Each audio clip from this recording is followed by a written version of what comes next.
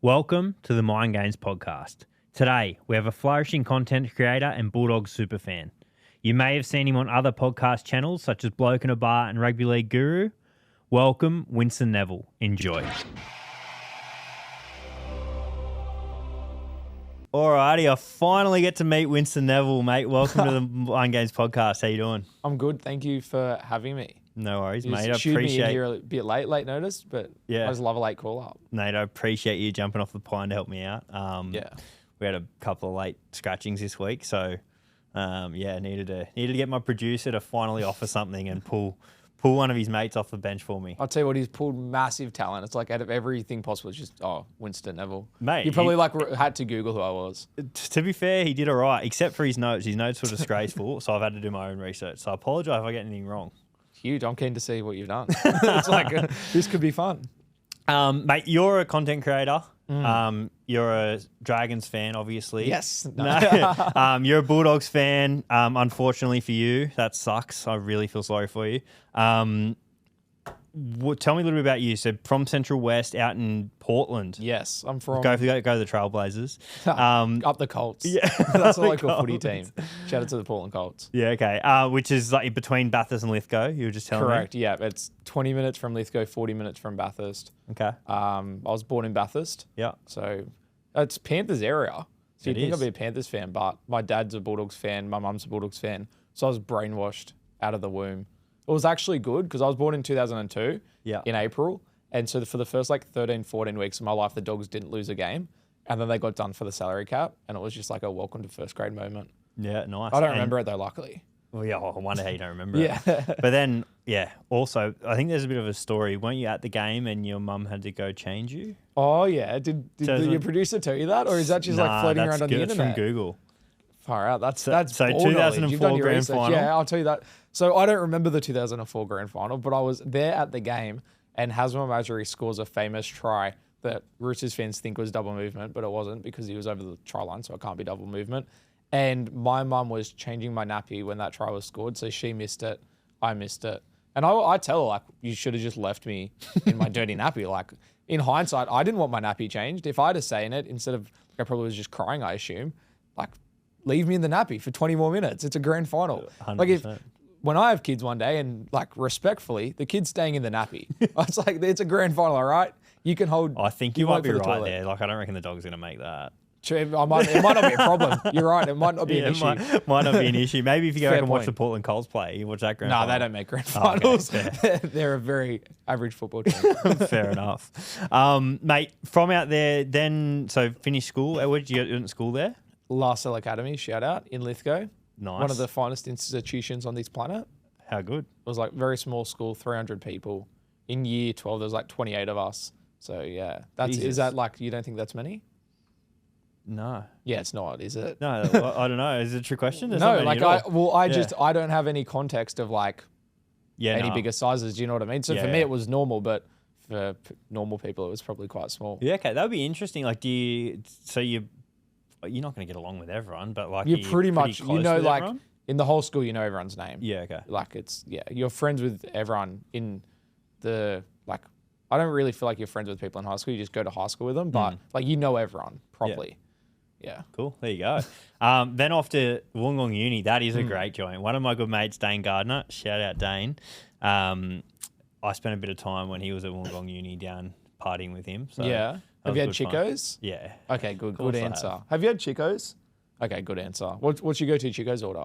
I actually can't remember. You can't remember, that's fair enough. It was probably 8 or 9 years ago. You gotta if you ever back down in Wollongong, get the tenders, African tenders. Okay. They got me through uni. I had Chicos 2 times a week when I was in uni. Yeah, nice. I'm surprised so I'm as you skinny bored as there? I am. I lived on campus. Yeah. Yeah, for 3 years and studied comms and media there, and then graduated in.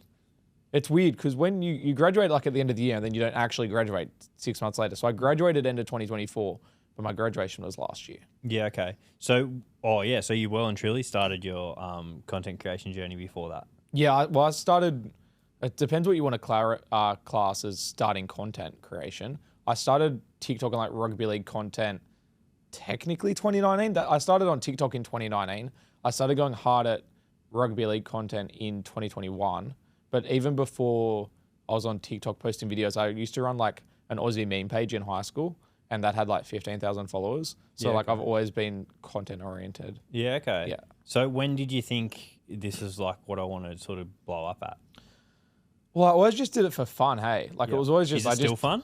Yeah. Okay. If I didn't enjoy doing content, I would stop doing content. I only do it because it's fun. Obviously, there's benefits that come with it once you like blow up, if you want to call me blown up. I'm only small in my opinion, but yeah, like I only do it because it's fun. Like literally on YouTube, I try and post 2 career mode videos a week on Rugby League 26 because I am one of the few people that still play that game.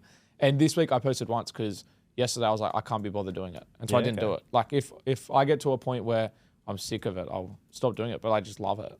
Yeah, nice. I think you must be the only person playing that game still. Well, like you get online matches every now and then, so it's good. But, yeah, I might be the only person that thoroughly enjoys playing the game. Can you beat the allegations? Wasn't there some yarn about you were the only person getting paid to play it? That's why you were. Bro, you know what's so funny? And this is a Mind Games exclusive. So here we go. Clip this up. Bro, this is actually such an exclusive. So from the moment the game came out, even before, like everyone was like, oh, the Big Ant CEO, bro's paid by Big Ant, whatever. I did not earn a single cent, not a single dollar from Big Ant. I got some PTC from them once. I got a little bit of PTC because they were like, Can you tell us what PTC is? That's the in-game currency. Okay. And because I was like posting so much and then they were like, oh, we kind of feel bad that you're paying for the game when you're doing all this like free promo. So they gave me some in-game currency. Just like not even that much. But as of like a week or two ago, Big Ant have paid me because I brought them on board as a Vegas sponsor. And I'm so scared for that to like happen because I just know the comments are going to be like, bro, is paid by Big Ant, and I'm cooked. But yeah. So I now am paid by Big Ant Studios. Nice. But not to promote the games. It's technically promoting the game, but not to play the game. I'm not paid to play it. Yeah, okay. So I just enjoy playing. There's no deliverables on what you got to do. I don't have to play the game. Okay. They're a sponsor of my Vegas daily vlogs. How good. So, yeah, it's so ironic, but love it. Yeah. So what's the focus? Is it YouTube? Is it TikTok? Or is it just go hard at all? It definitely started as TikTok. Like I was posting on TikTok, as I said, in 2019. In COVID is probably when I really started going hard at it.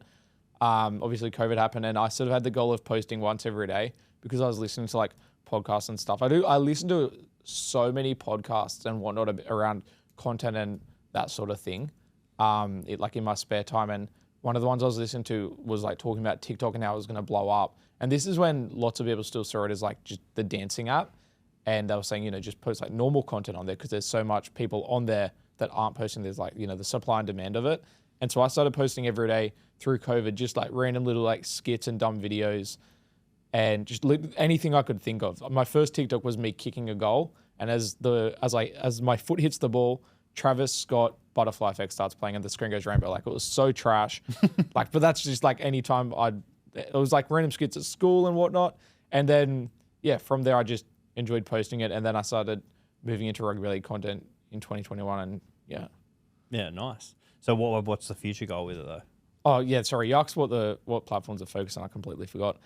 So it was TikTok oriented, and then I moved to Instagram because I realized that I feel like everyone's sort of scared of posting on specifically like Instagram because all the people used to go to school or whatnot like follow you or like your family. Because on TikTok it's just you're posting for the For You page, and people only really see it if it comes up on their For You page. Which if they don't have an interest in rugby league, they're probably not going to see it, right? Yeah. But on Instagram, if they follow you, you're kind of cooked because they're going to see it. And eventually it clicked for me that literally doesn't matter because I'm never going to see people I went to school with again. So I started posting on Instagram, and then that blew up. And then, I was doing a lot of YouTube with my podcast, Orange Peelers, which I think started in 2023. Okay. And you still do that? Nah, I stopped that. But did that for 2 years with, shout out to Zane Potter, absolute legend, South fan. He's from Wollongong.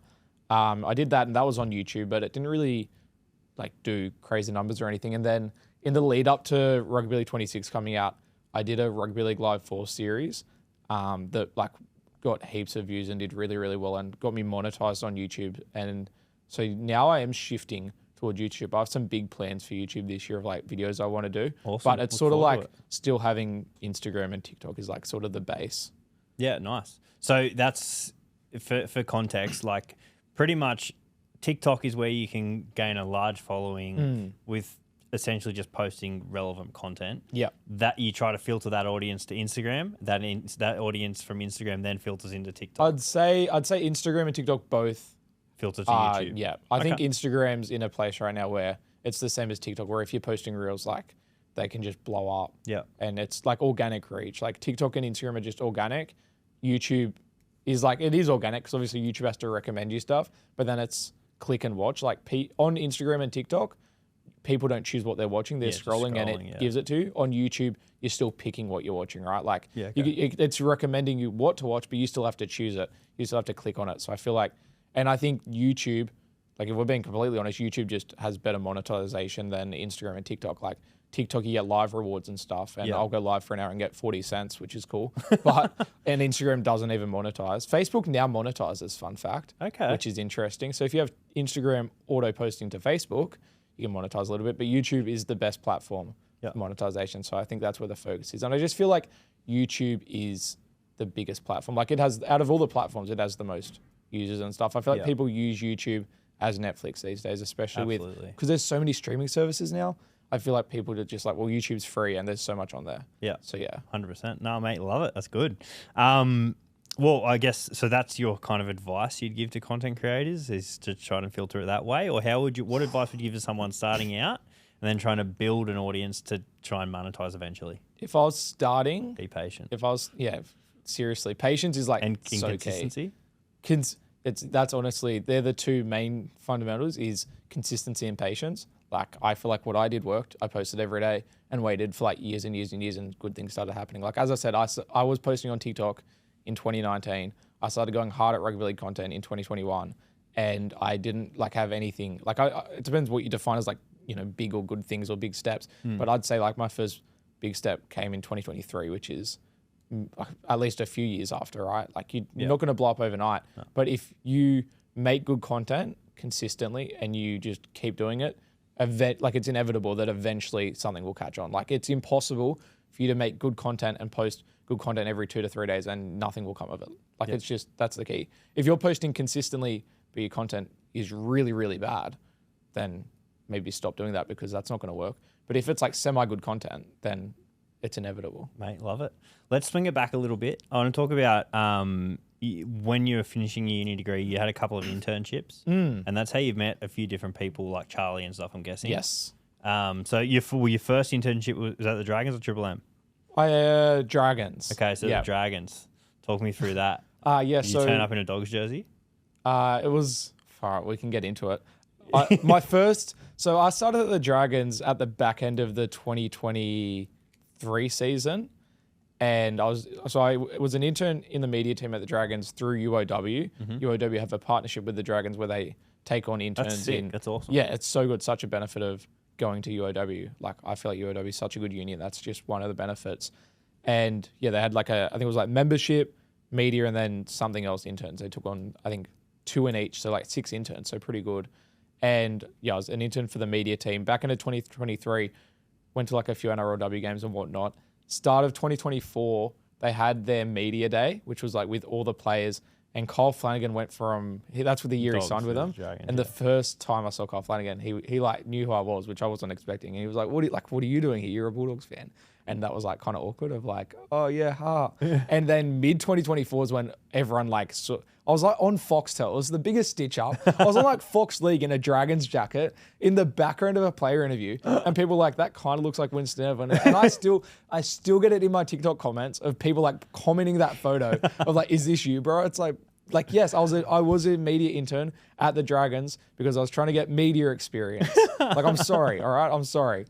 Oh, I just wanted media experience. And like, I'll be honest, it was fun working at the Dragons. Like, it was sick to be seeing the behind the scenes of an NRL club, and the experience was just like beyond valuable. Like, that's so what on you're my saying resume. Is because the Bulldogs won a few games last year, now you're a Dogs fan. I have been a Bulldogs fan since 2002. As we said, I was brainwashed since birth. Yeah, like it was just cool seeing the in and outs of an NRL club, and like, you know, you get so to go, what was your role interning there? So I just shadowed the media team essentially. Okay. And like you just like you get to be in the media box and you see the behind the scenes of stadiums and operations and, you know, how media teams run, and you like in the sheds after a win watching the players of the team chant, or you're in the sheds. I remember there was a NRLW game because I like covered both NRL and NRLW, especially double headers. There was a game where Jamie Soward like ripped them to shreds. It was so scary. I was like, oh, I could not like be an NRL player. Like Jamie Soward was so scary. I think they just lost to the Broncos and like they needed to win to like keep finals live, and he just tore them to shreds. So you like see the highs and the lows.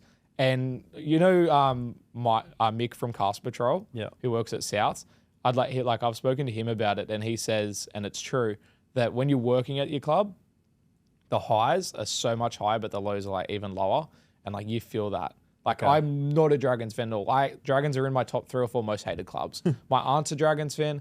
I have people growing up that were Dragons fans, so I hated the Dragons. Yeah. And even as somebody that hates the Dragons, it was still cool to like be there, and like you almost want them to win games that you're working at, because then you're in the sheds at the end and everyone's happy, and it's just like a vibe. Yeah, cool.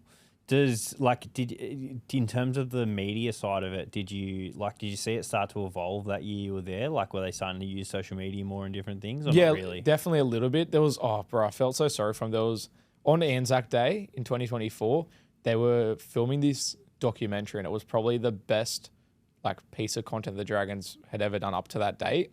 Of like, because like respectfully to them, Dragons, they're literally the least followed Instagram. Oh, really? Page out of all the teams in the NRL. Like their media this year, it's really, really good. But in previous years, it hasn't been that good. And they were starting to like develop. They'd brought on a few new team members who were like really good, and they were planning this like crazy documentary. They were filming it all. They were down like 30 or 40-0 at halftime, and the documentary just got axed. And they'd put all this time and effort and resources into this great piece of content that never saw the light of day. And it just makes you wonder, like, there's so much stuff that goes on that you probably never even see. And I felt so sorry for them. Another thing that happened that year was the Dargans. Yeah. You remember the whole Dargans thing? It was on DeVellin's jersey? Or Bird. It was on Jack Bird's jersey. Yeah. And the media team wanted to play into like the whole Dargans thing. Like on Team List Tuesday, they were going to make it say Dargans and whatnot. And then the higher ups wouldn't let them. Oh, okay. Because at the time they were like held back from like the higher ups, but I think it's a little bit more chill now. Yeah. Because they're actually doing a really good job. Yeah, nice. And then you move on Triple M, where you met good friend Charlie White. Shout out to Charlie, yes. I love Charlie, legend. Yes. Talk us through that. So I was in my final year of uni, and I did 2 weeks there, like every day. I think it was 1 or 2 weeks every day with producing the Rush Hour. My auntie works at Today FM. Shout out to Auntie Gabby. And so she sort of just put me in touch with the right people and sent in like examples of my content and my podcast and like sort of what I'd been doing, and then they were happy to bring me on because of that. Yeah, cool. And so was on the Rush Hour for like 1 or 2 weeks. It was the best time. Was Lockie so there fun. too? Lockie Pringle? Yeah, so Lockie Pringle did the show that led into the Rush Hour. So like he would be in the box over there, and then the Rush Hour was over here, and like everyone at Triple M was such legends. Like their content team, Lockie, the 2 producers, Nikki Laura, and then the on-air talent at the time was Jude, he's an ex-Swans guy. Do you know Gus Warland? Yeah. Him. And then Aaron Woods. Yeah. And I hated Aaron Woods because he'd been at the Bulldogs for like 8 weeks in, he was at 2018. And like, I just hated him because he like left mid-year and like helped screw up the salary cap. Within 5 seconds of like meeting him, I didn't hate him anymore. He's the nicest guy ever. It's almost like don't meet your enemies. You know, people say don't meet your heroes. Don't meet your enemies because they might turn out to be nice. Aaron Woods is an absolute legend, and just everyone at Triple M was just so nice, so welcoming. I didn't feel like an outsider at all. I felt like I'd been there for ages. How good it was that? Such a welcoming environment. Like producing a show with like all these ex-athletes. Yeah, it's cool. It was so mad. And then I went back there and did it for my last semester. I had it like an intern subject, and so went back and once a week was at Triple M for like 3 months. Yeah, awesome. Yeah. Well, you're my 3rd guest I've had on so far that's worked at Triple M. So and obviously met Charlie through that. He was the like NRL producer, whatever he is. Yeah. He's got a bigger role now, I think. He's leveled up a little bit as well. Yeah. Yeah, cool. Talk us through like talk us through the future. From your point of view, the future of sports media. I told you to ask me this and we nearly got into it earlier with like YouTube and stuff. I feel like YouTube's going to be such a big thing that people move towards. I feel like at the moment in NRL content land, the bigger pages are nearly all podcasts, like Bloke in a Bar, Guru, Levels, Buy Around. Yeah, like the only big dog that isn't a podcast is like NRL Roast, like is a meme page, and I feel like it's probably going to move away from that a little bit. Roasty. Shout out to Roasty, and like although like they're all big for good reason because they're literally the best at what they do. Yeah. And like a funny thing that happened last year was the Content Creator Awards where like those people like winning them all, and all the little creators are like, oh, why are they winning? It's like, well, because they make They're the best biggest. content. Like they're the biggest for a reason. Like Bloke in a Bar and Anna Roast, they're the two most followed across all platforms, and that's for a good reason. Like as you just said, like Roasty's an absolute legend, and they're both like so humble as well. They're not like big and they won't collaborate with anyone else. Roasty, he was like I think it was episode 5 or 6 on this. He and like I'd met him once at a golf day. Yeah. He reached out to me, followed the page straight away. Like absolute shout out Dino, absolute champion. And still talk to him in the DMs all the time. So yeah, he was well and truly straight away. Yep, let me know how I can help.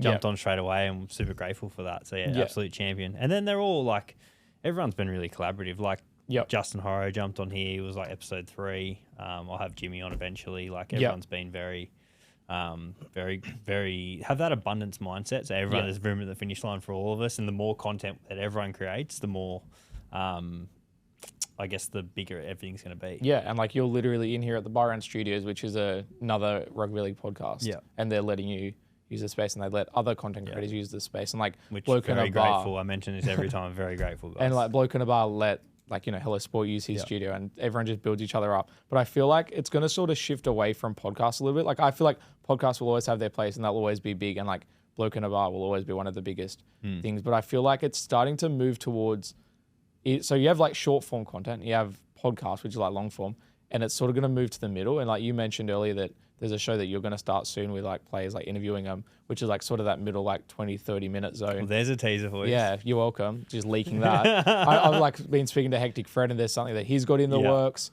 And NRL Roast, speaking of Roasty, and Common Sport, they like teamed up. It was announced like late last year, early this year, they've teamed up to like do content with each other, and they've got something in the works. Like there's these little shows that are going to start popping up, and I feel like that's probably where the future is. Yeah. Because if you look at all the biggest content creators, like generally, not just rugby league in the world, like who do you think the top 3 like biggest or most relevant content creators are right now? Most relevant, Rogan. Yeah. I don't know. Because like for me, I feel like Speed. Oh yeah, Speed's massive. Yeah. Right, live streamers. Yeah. Kai Cenat, like they're 2 live streamers, and like they're literally, I feel like it's them and probably Mr. Beast, right? Yeah. They're probably the 3 biggest or most relevant in the world. I right agree. now. Definitely that's right. And then name every single rugby league content creator that does their style of content. Yeah, no one. Like it's like Hectic Fred does live, like Flaxy does live content, but when you compare it to that, no, it's not there's not much, is there? And so that's where I feel like podcasts are always going to, especially, and it's different because they're just like day to day. They're not sports or anything. And rugby league, it's always going to have the place of like reviewing shows and previewing shows and the analytical side of things, and that's why it's different. But I feel like there is going to be a little bit of a shift towards that. You saw the other day, Terrell May went on John Bernard's live stream, and they did a stream, and it was like looked super successul. So I feel like there's going to be a bit of a shift. Love it. You put that really well. I'm very interested to hear more. That's great. Yeah, right. So what do you think, like, so with the platforms, like the things that I've been sort of reading and things I've been listening to, using the new features is a big thing. I've seen like YouTube's now brought out like collaborating on video, on posts and things like that. Do you think using those sort of things is important?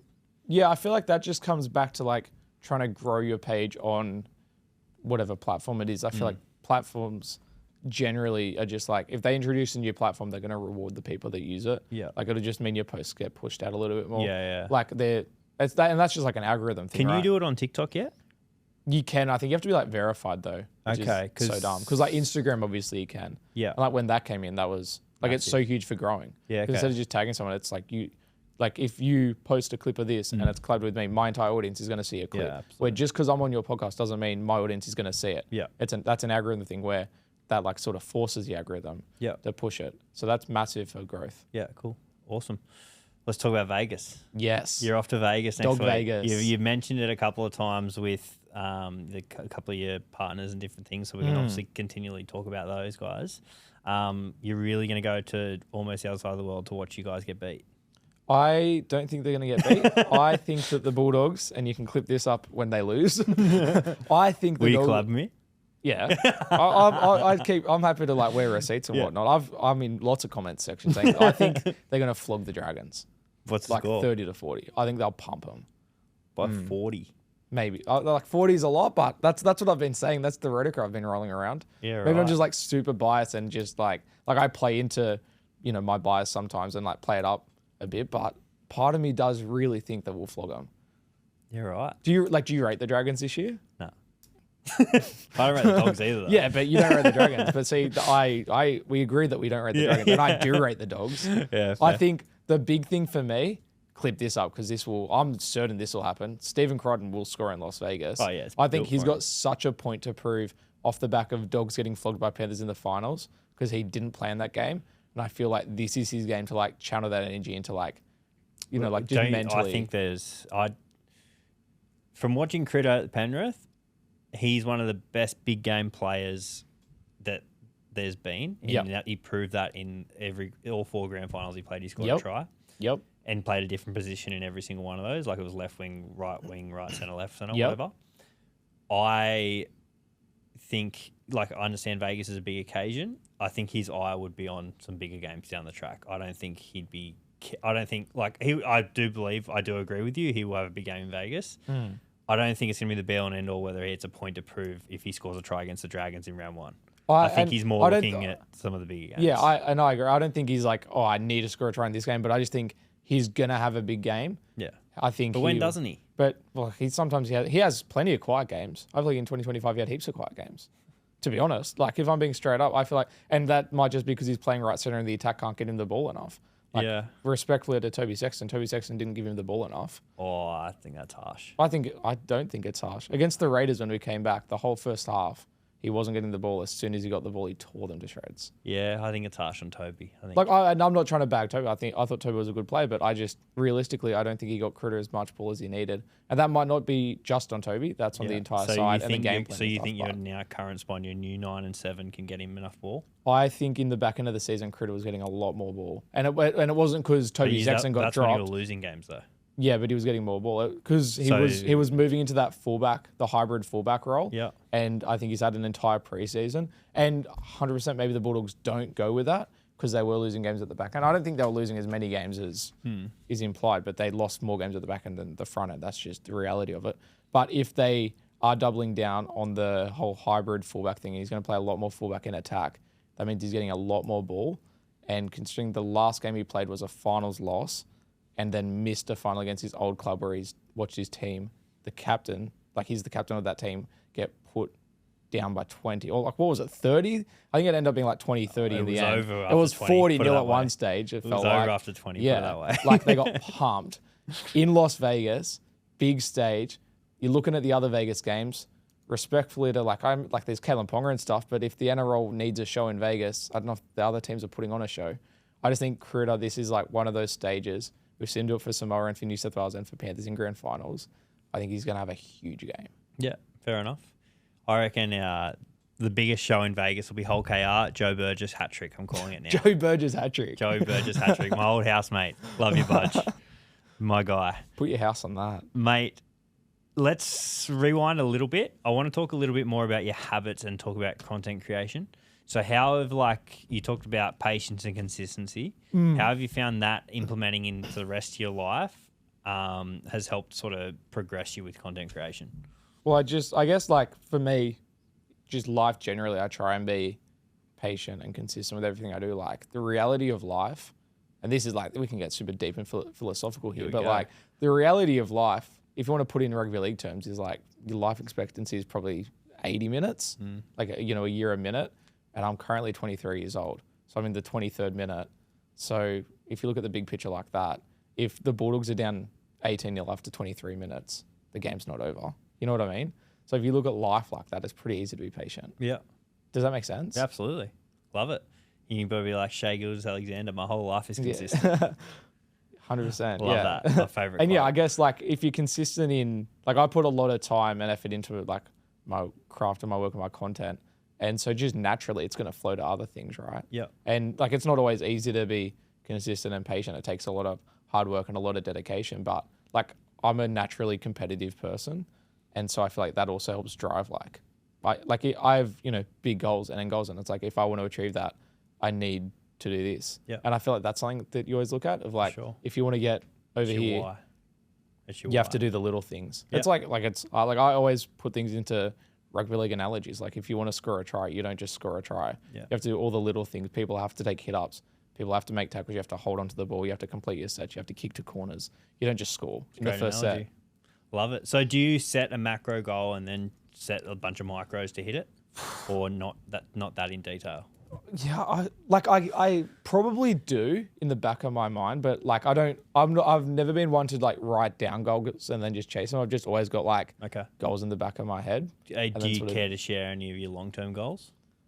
Well, like one goal. Well, like since I was 4 years old, since I can remember, I've always wanted to win a premiership with the Bulldogs. Right? I know, big goal.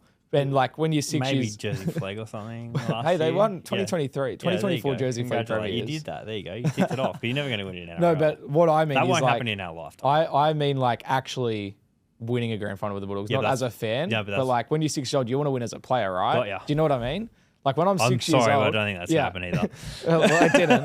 But let me cook. So like when you're 6 years old, you're in the backyard playing footy by yourself because your big brother doesn't care about footy and you have a little sister and you just like throwing the ball around yourself and you're playing rugby league too and you're winning comps on that and you just like that's just every day is like rugby league and I want to play NRL. And then you get to a point where you're like, oh, I'm actually not like the best at NRL rugby league and I'm not going to make it to the NRL.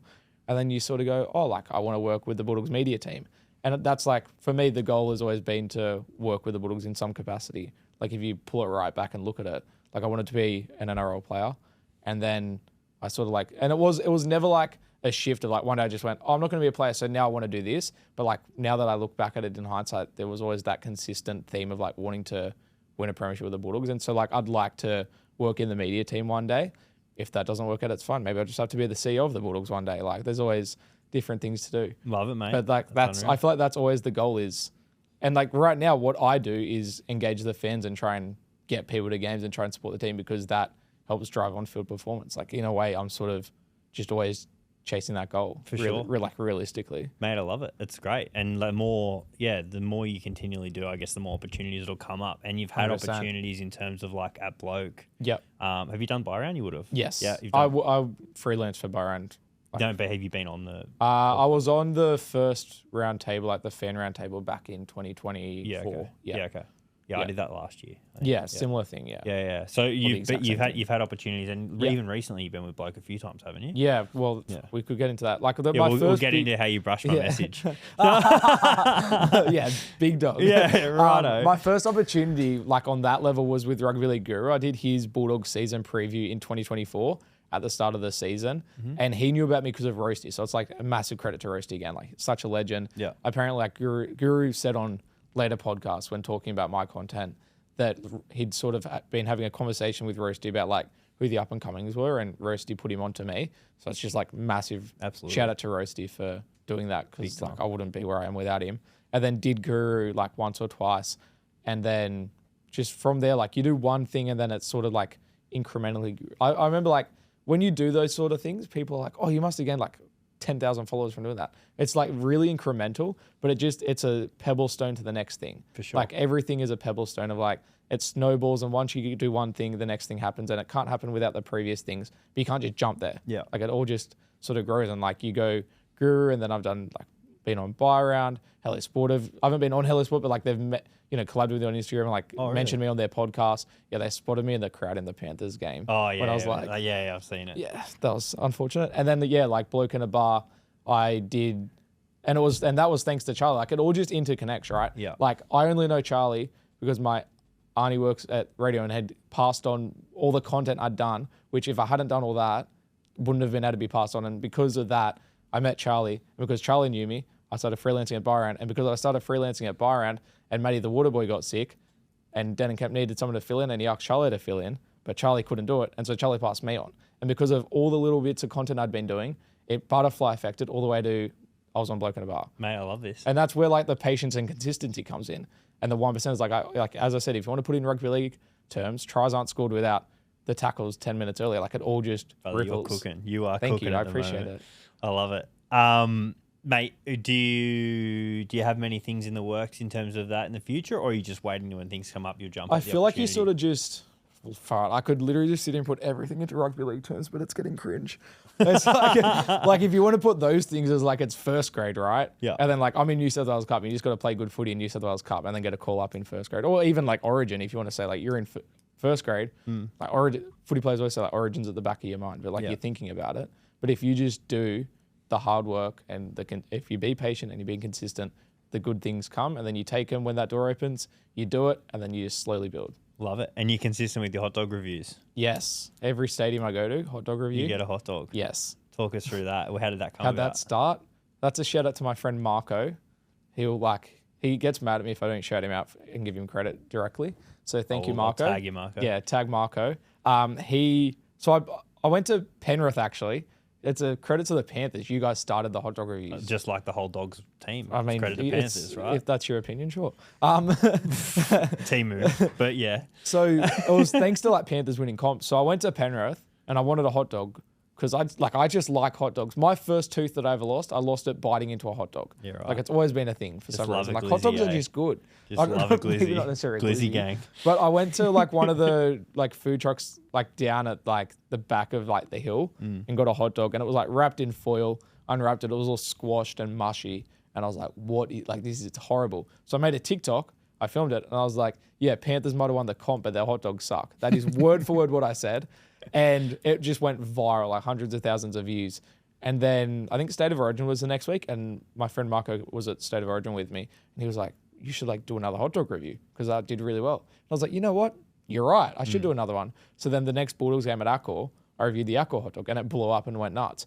And I was like, well, like if it's, blowing up, I'll keep doing it. That's something that has been a theme in my content. And that's more advice for like just anyone in content, but like people getting into content is if something does good, do it more. Consistent. If something My does whole bad, life is consistent. Yeah. If something does bad, do it one more time. If it does bad again, then stop doing it.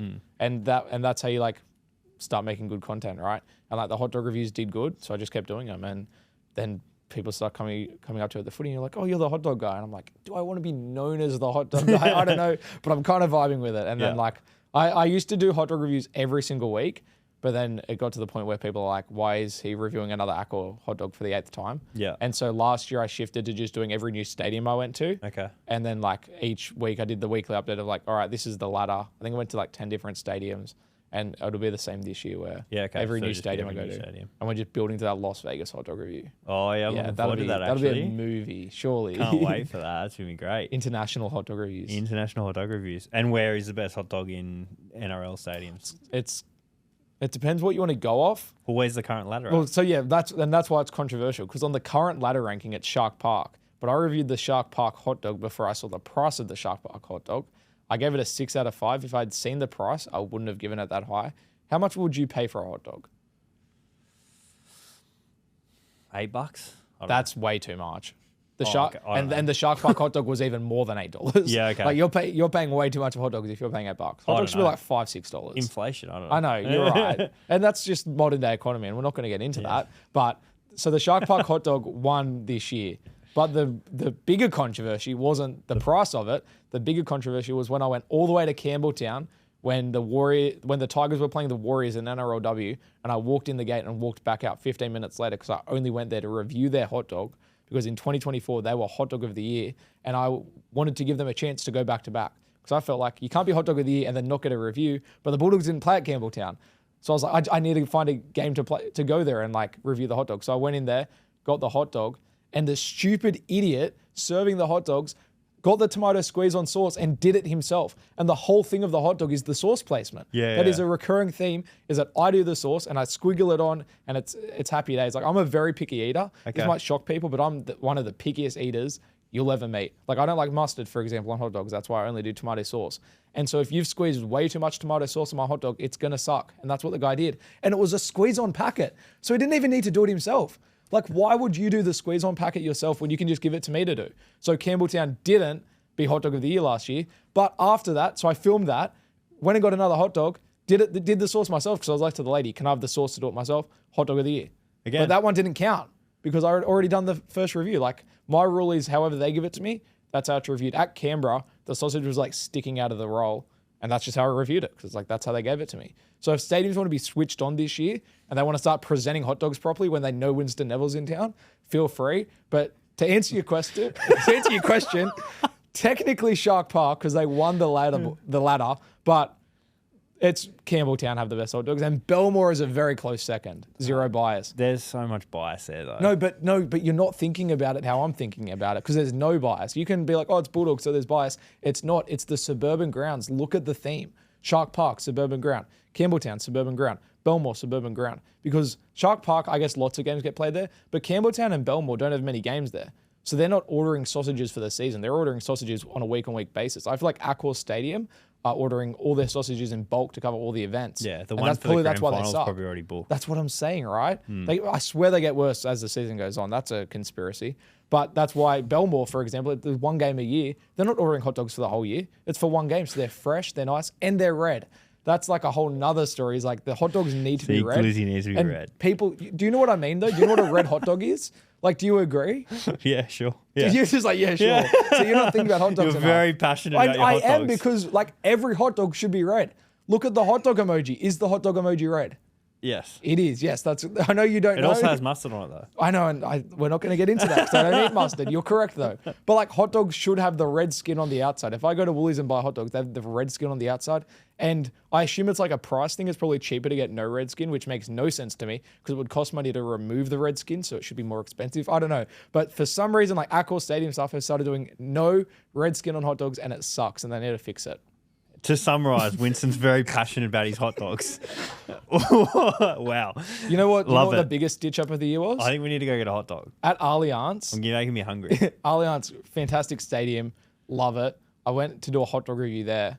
Bought the hot dog. They pre-sauce it with tomato and mustard.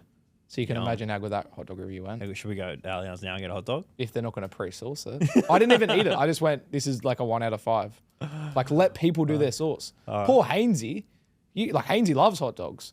And he likes barbecue sauce on his hot dog. He's a Roosters fan. He's there 12 times a year, and he can't get a hot dog because they don't have barbecue sauce on their hot dogs. Think of Hainsey. Don't even think of Winston. Yeah, right. They also have like toddies and stuff there, so maybe enjoy Yeah, but why would you go to Toddy's when you can get a hot dog? I'll tell you why, because they put mustard on the hot dog, so you're forced to go to Toddy's. Maybe Toddy's are paying them to put mustard on the hot dogs. There's another conspiracy. Very much so. Go to the Roosters. Shout out to Toddy's. Shout out Noddies at Club Rose Bay. Shout out to Eljana. They've got Eljana in Accor Stadium. Life changing. They have it outside of the Bulldogs like kennel, which I feel like is very smart product placement. Very on brand. Yeah. But yeah, Eljana's the best. Very on brand. What do you eat there? Hot dog?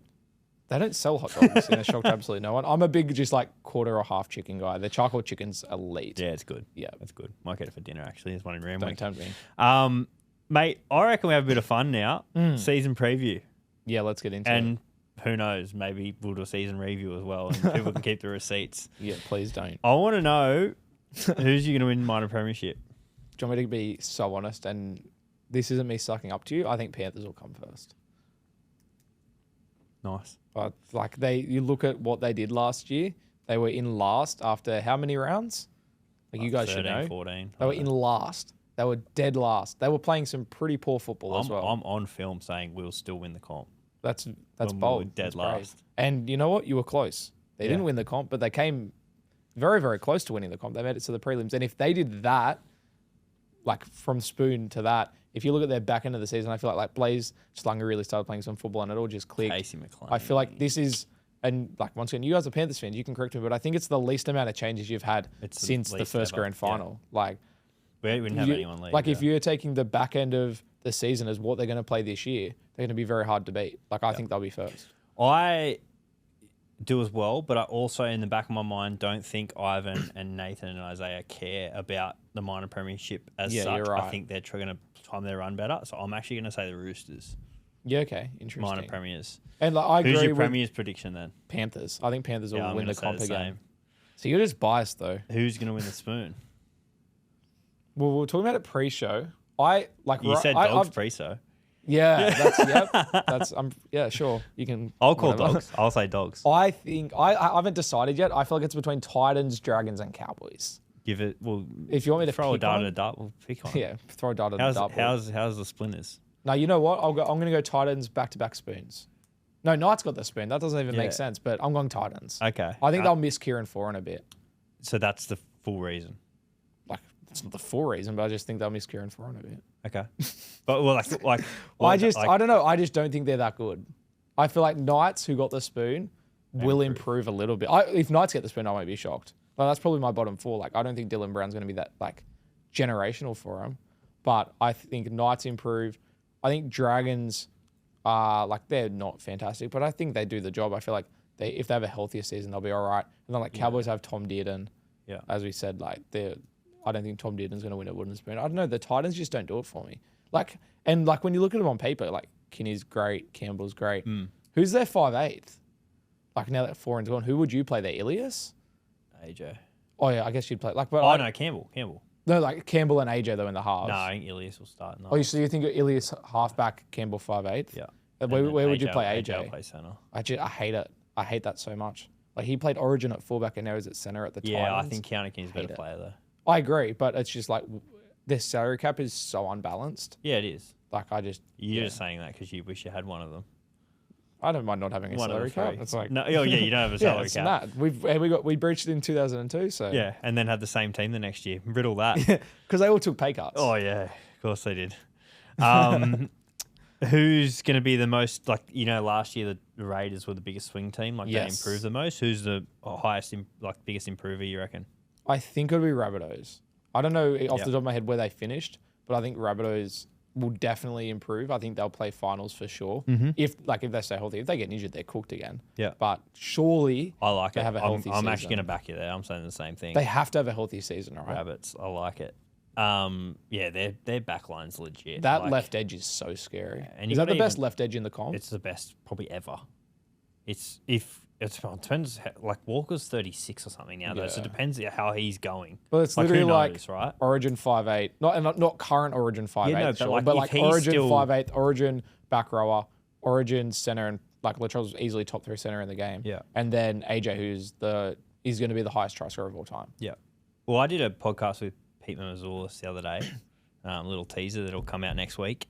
And he was sort of saying, I asked him about Dave Fafita, and he said, mate, he's a freak. Yeah. Like he just... Under Wayne Bennett? He said at training he's scoring like 5 tries in left versus right. And like no one can tackle him. So like, fuck, imagine being a right side halfback right now. I know. You'd be rattled. Yeah. I reckon they're my swing team too. Who's going to be your biggest fall off? If you look at the bookies... Like Storm are like second or third favorite. I don't get that. Yeah, I don't get I think Storm will fall off. I don't know if they'll fall off the most. I think it's probably them or Raiders. I just don't think Raiders can back it up. That's outrageous. Really? They overachieved so much, and then they've lost their halfback. Yes, but they're still got the best forward pack in the comp. Yeah, they have a very good forward pack, but they just lost their halfback, and they've massively overachieved. Like them winning a minor premiership is like... Okay, well, I think you guys massively overachieved, and you've just lost your halfback as well. When did I say we didn't massively No, but that's what I'm saying. That you're my biggest fall-off team. I think the Dogs will go backwards as well, but I don't think they'll be the biggest fall-off. Okay. Like I think we'll still... I've got the Dogs at like 7th or 8th. Okay. I think we'll go backwards. And then I think 2027, 2028. Have a yarn with me. You stop agreeing with me. Agreeing with it's true, but like I'm not going to come out here and be like, Dogs are winning the comp. Like I don't think they'll win the comp this year. I think they'll be 7th or 8th. I swear I saw that on your content the other day. Oh yeah, I probably say it all the time. But people take my comments too seriously. Like I'm going to say all year that we're winning the comp, but that's just because we won one game and I like to play into it. Yeah, I think realistically they'll come 7th or 8th, and like if they fall out of the 8, I wouldn't be shocked if we missed the 8. I think we will make the 8 though. I'm confident we'll make the 8. Like we're just such a good defensive team as well. Like and that we've proven that, and it's just historic that defensive teams do well, right? And so I think that's probably enough to get us into the 8. And then I think 2027, 2028, the window will open. I reckon we'll win a comp by 2030. Fair enough. You got to have goals, right? Got to have goals. Oh, I just think it's like I've thought that since. For years, like with Mitchell Woods coming through and just how the roster's being built. Like they've re-signed Serrato and Critter to 2031. They've also re-signed Gus to 2031, which I don't love because I feel like sometimes maybe he holds the club back a little bit. Would you agree? Couldn't agree more. Yeah, I'm an Ivan Cleary guy, mate. Yeah, of course I agree. Yeah, I just find Ivan's my hero. I find it interesting that Panthers started winning after Gus left. Like I think Gus can build. He hasn't won a comp since 2002. Who Gus? Yeah, like he can build systems. Yeah, he's very good at building systems and stuff. But then after that, I wonder if he just tries to keep himself in a job. Yep, agree. Totally agree. But yeah, I think Dogs are in a very good spot to contend for the next couple of years. Yeah, I think Fair enough. Unless Mitchell, I think Mitch Woods is a great player, but if he comes out and he's a bust, then they're cool. I think there is a 90% chance that both Mitch Woods and Lachie Galvin will never be as good in their peak at their career will never be as good as Matt Burton is right now. I thought you were about to say as good as Matt Burton's peak, and I was going to say what would you count as his peak? So you can even just right now. I think whether it's his peak or not, I think Burton's got more in him. Can I just say to you, yeah, you might be the first person I've ever come across that potentially glazes Matt Burton to my level. So I just feel like there's a bit of a comfort he's going a Dubbo boy and he's from Penrith. It's so true. Like Burton's a fantastic player. He's a freak. Do you think he's a 5'8" or a centre? 5'8". Bro, I'm so glad I came here. I couldn't agree more. Finally, someone agrees. Someone with common sense. He's that dude. And he literally isn't at his peak. He has that levels. Dude, the only reason that he didn't play there is because Jerome Luai was the second best. That's what I'm saying. Everyone's like, oh, he's such a good centre. He only played centre because of how good he is at footy. Yeah. And they had to have Jerome Luai at centre at 5'8". He's only at centre because he was too good to leave out of the team. Yep. Not because he was a centre. He hasn't played centre since 2021 or 2022 in Origin. He hasn't played club centre in since Penrith days. I think he's played one game at centre for the Bulldogs, and it's because it was Origin affected, and Drew Hutchison, for some reason, went in 5'8" instead of him, and we got flogged because of it. Matt Burton's not even good defensively at centre. He did you watch the Panthers semi-final? He got ripped to shreds. And then everyone's like, oh, let's put Matt Burton to centre. I'd rather him at lock than at centre. Yep. At least he's got a bit of protection in the middle. Fullback, but maybe he's not a centre. Yeah. I'm sick of the centre chat. It's like, oh, but he was Dally M's centre of the year. Far out. I feel like a lot of people could have been Dally M's centre of the year outside Kickout and Jerome Luai. I genuinely think now it's a six-man bench in Origin. I think he's a must-pick. You know what's so cooked about Origin now is there's such a big chance that, Burton gets picked and Jacob Preston gets picked on the bench. I don't think Preston will get played, but Burton probably won't either. But and Burton won't either. But I think there's a genuine possibility that it's Preston and Burton on the bench. Yeah, but I just think because of his versatility, he can play 1, 3, 4, 6, 7, 13. Do it again. Do it. Do it while the camera's on you. But he 13 and 9, probably back row if you needed him to. You were desperate, but you're obviously not going to with the 6-man bench. He's the perfect utility. I think he's a must pick now for Origin. And just because we got there, let's pick a way too early Origin team. You'd be a New Zealand fan. You just never know. I remember when I went on Bloke in a Bar, Kempy was like, who do you go for in Origin? I just completely forgot he's a Queensland. I was like, oh, New South Wales, obviously. I was like, oh, wait, he's like a Queenslander. Yeah. Oh, it was so awkward. But give me your Blues team. Blues team off the dome? Yeah, let's go off the dome. That's crazy. We'll go. You go fullback, I'll say the wingers, then you say centers. So we're going to pick it together? Yeah. It's tricky because they're coming up. Have they lost 1 or 2 in a row? One in a row, but they shouldn't have lost. No. Fullback, I know this is such a fence-sitting answer, but it depends on who's in form. It's probably between Edwards or Tedesco, though. I don't think I'd put anyone else there, even if Turbo's having a good year. I want Dylan Edwards, but I think if Turbo's Turbo, he's a must-pick. Yeah, okay. You wouldn't have Tedesco? It's like he gets in the way of Nathan. They don't link. That could be the issue. The Roosters' issue is he's getting in the way of his halves, but that's a conversation for another time. And when I say getting in the way, it's just his work rate. Yeah, because he just wants so much ball. Yeah, it's not that he's not in a bad way. Yeah. He just needs the ball in his hands because he's James Tedesco for sure. Plays, yeah. I think if Cleary's your halfback, Edwards is your just let me cook. If Cleary's your halfback, Edwards has to be your fullback, and obviously Cleary's your halfback. Yeah. So you'd go. All right, so we're going Edwards. I want To'o as one winger, and who was winger last year? Yeah, Lomax. Oh, true. I know exactly who I'm picking on the other wing. No, that's so disrespectful. Jacob Carraz. He doesn't look in great shape. Look, actually, I'm not going to say that on the podcast. I'll do it after. But yeah, he's not in great shape. But by Origin time. I'd have Jacob Carraz. Mark Nwanganita-Waze every day of the week and twice. But he's leaving. So it didn't stop him picking doesn't matter. Why does that matter? You got to win. You're there to win 3 games. Fair. But I think there's a very real conversation to be had that Jacob Carraz is a better winger than Mark, especially under the high ball. Mark Nwanganita-Waze, he's a freaking can do cool things, but he's such a liability as well. Tell me how did Carraz go in that semi-final? I don't even remember.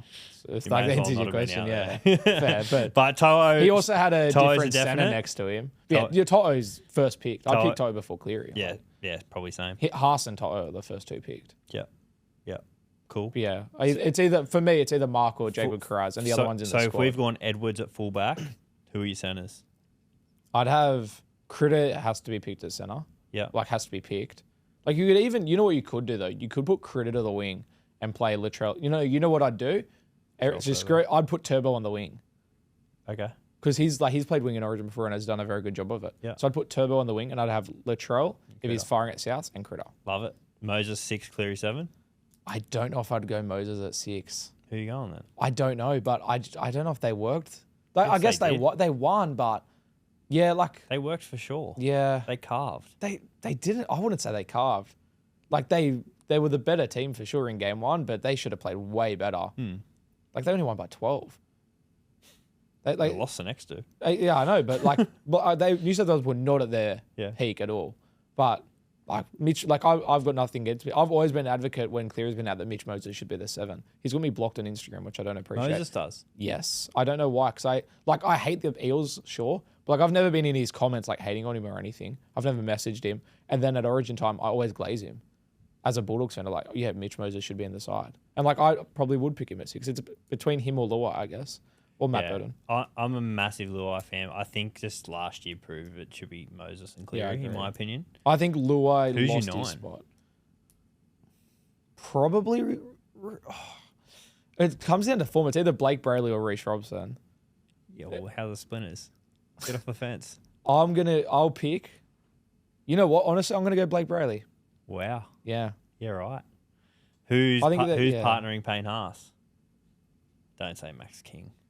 I can't watch Max King. I can't watch us get skittled in the middle again. No, I think Max King did a really good job in game 1, but that's because he was off the bench, Yeah. right? Like I don't think Max King is I playing Team A. big minutes at starting. I was going to say I'd probably have Team A, Payne Haas and Team A. Like, Team that's A a or scary Team A front or row Keon? pairing.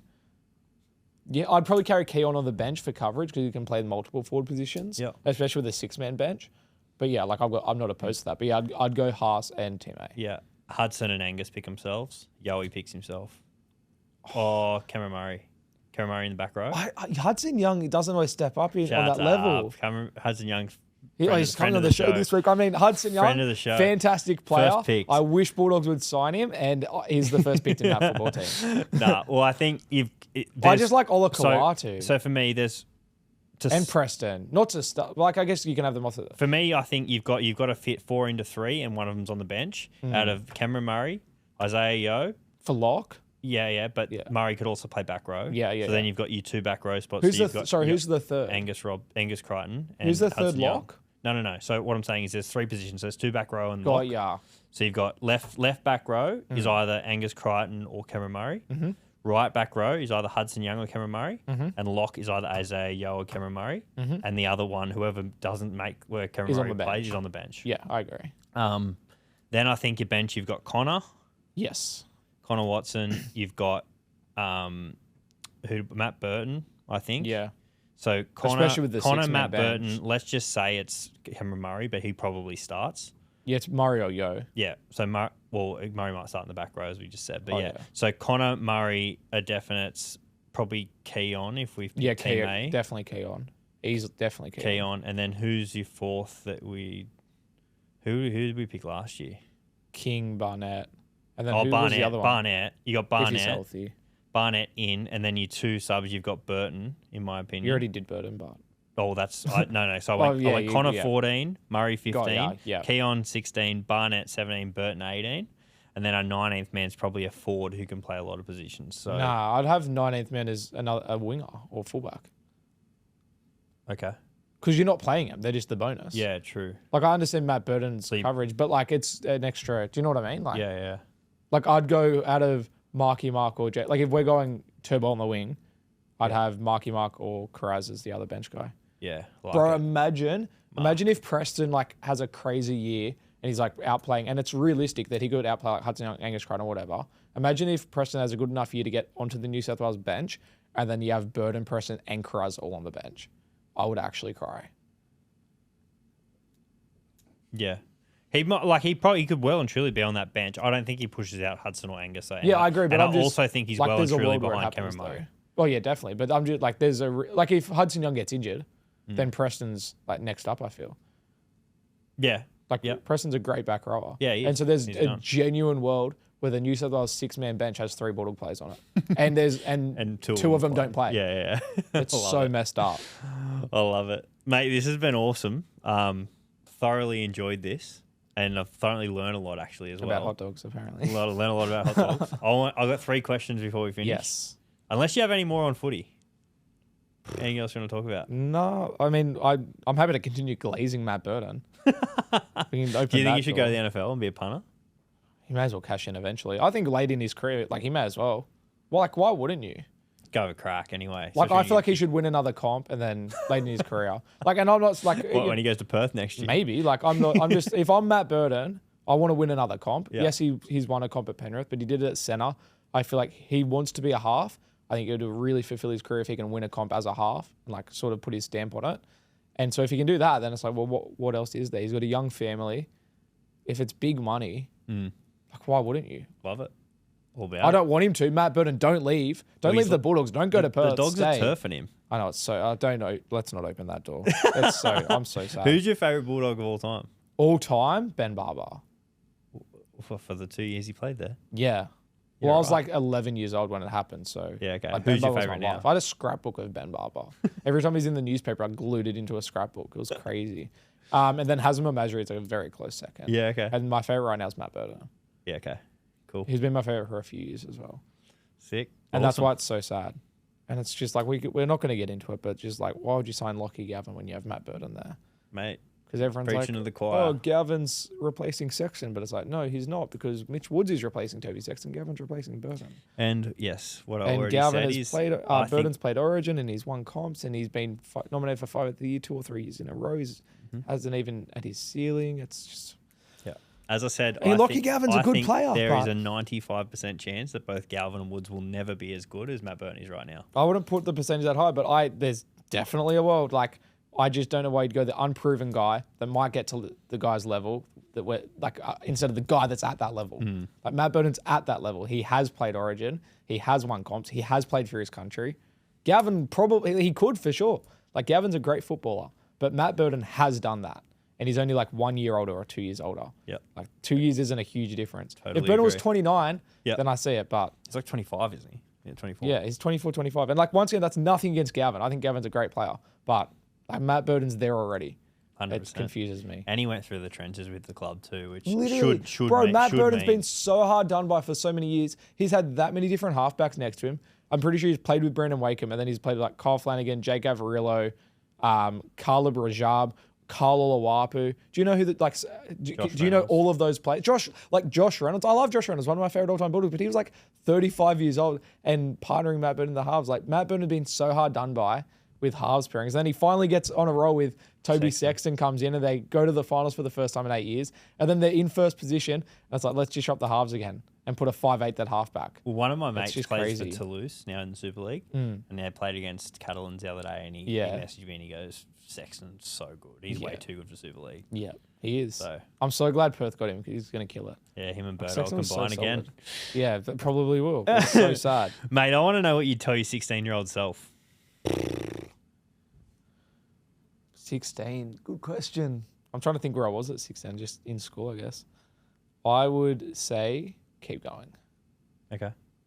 Get after it. Love it. Yeah, like just I feel like everything I've done since I was 16, I'm content with. Like I'm happy like with where I am, just in like life all over, to be honest. So like if me at 16 makes all the exact same decisions, some bad, lots good, then like I'm happy That's with where I awesome. am. Like That's a I wouldn't, cracker. yeah, I wouldn't change where I am, to be honest. Very nice, mate. What's your go-to cheat meal? Cheat meal, every day's cheat day, bro. Hot dog or glizzy gang? I'd probably go like Eljana. Oh, yeah? Yeah, I love it. I have That can be Eljana too healthy. much. Chicos or just, Eljana? just the chickens. Yeah, Fine. true. The chips are too good, man. Yeah, they're good. Eljana, and that's the thing with Eljana chips is they're always the exact same. They're always really good. KFC on its day, fantastic chips, but they're rarely on their day. Yeah. Like Well, Eljana's just always like You can 9.5 get out of the 10. Eljana also has the crispy box, which is like KFC done right. Yeah. It's like when you get KFC on its best day, that's what it is. Yes, correct. Because KFC has the highest keenness to regret ratio in anything Yeah, I've ever done in 100%. my life. Because like I if you reckon. get good KFC is so good. Yeah. But how often are you getting good And it's KFC? rubbish and you feel crook after. Yeah. With Eljana, you just like Hell yeah. Love it. I love Eljana. How good. Mate, finally, I know you said you don't play any golf, but you go to golf foursome. So, you dream golf foursome. So, am I one of the 4? yeah. So you and 3 others. Can I just pick 4 people instead of myself? Anyone dead or alive? You can't pick Dead me. or alive? You can't pick me either. Oh, I was actually going to. I'd have Flaxy. No, that'll do me. I'm done. No, and I'm going to be so strategic here, especially as someone that doesn't play golf. Yeah. Jalen Brunson's first picked because I want to meet him. Yeah. I'd almost go Who's taller? probably me. He's a stud. He's a gun. Yeah, I love Jalen Brunson so much. Just like everything he's done to get to where he is, like just so much hard work. He's so small, but like just like some of the buckets he scores, like he's so crafty. Like I wish that Jalen Brunson existed when I was way younger, so I could have like played basketball a bit more. Because like for me to be good at basketball, I'd have to be like that. Like I'd have to be like crafty and stuff, and I'm just not. Like I just suck at basketball. It sucks. I enjoy playing basketball. Surely. There's some content for us because I think I would. I would. I'll show you some vision after I cooked Flaxy. Actually, Flaxy cooked me as well. We won't get into that. So I'm going Jalen Brunson, and then it sort of gets hard who else to pick. Because like the obvious one's like, Critter and Burton, but I've met them before and they're so accessible in Australia. And I'm trying to be strategic. I want to meet people that like this is the only chance, right? Or someone who's 6 foot under might be an opportunity too. Yeah, I'm thinking Jordan.